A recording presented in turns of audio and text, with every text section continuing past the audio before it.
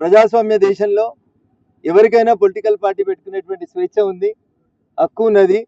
కానీ మేము మొదటి నుంచి చెప్తున్నట్టు ఒకసారి అధికారాన్ని కోల్పోయిన తర్వాత టీఆర్ఎస్ పార్టీ 4 ముక్కలైతుందని, ఆ ముక్కలేవి వచ్చే ఎన్నికల వరకు నిలబడాయని చెప్పి రఘునందన్ ఏదైతే చెప్పినాడో అదే ఇప్పుడు నిజమవుతా ఉంది.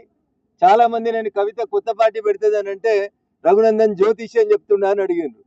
మరి ఈ ఉగాది పండుగకి రఘునందన్ జ్యోతిష్యం నిజమైనట్టున్నది, కవిత గారు కొత్త పార్టీ పెడతా ఉన్నట్టున్నారు.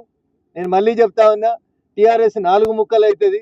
వచ్చే ఎన్నికల వరకు టీఆర్ఎస్ పార్టీ బీఆర్ఎస్గా మారి తెలంగాణ ప్రజల చేత సిఆర్ఎస్ తీసుకొని కంపల్సరీ రిటైర్మెంట్ స్కీమ్ తీసుకొని ప్రజాక్షేత్రంలోంచి బయటికి పోతుంది, ఎలిమినేట్ చేయబడుతుంది అని చెప్పి ఈ సందర్భంగా నేను సంపూర్ణంగా విశ్వసిస్తా ఉన్నా.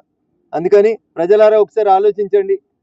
టీఆర్ఎస్ పార్టీ కేవలం ప్రచార ఆర్భాటాలకి, వాళ్ళ దగ్గర ఉన్నటువంటి డబ్బుల్ని ప్రొటెక్ట్ చేసుకోవడానికి మీడియా ఈవెంట్లు చేస్తూ ఉన్నారు.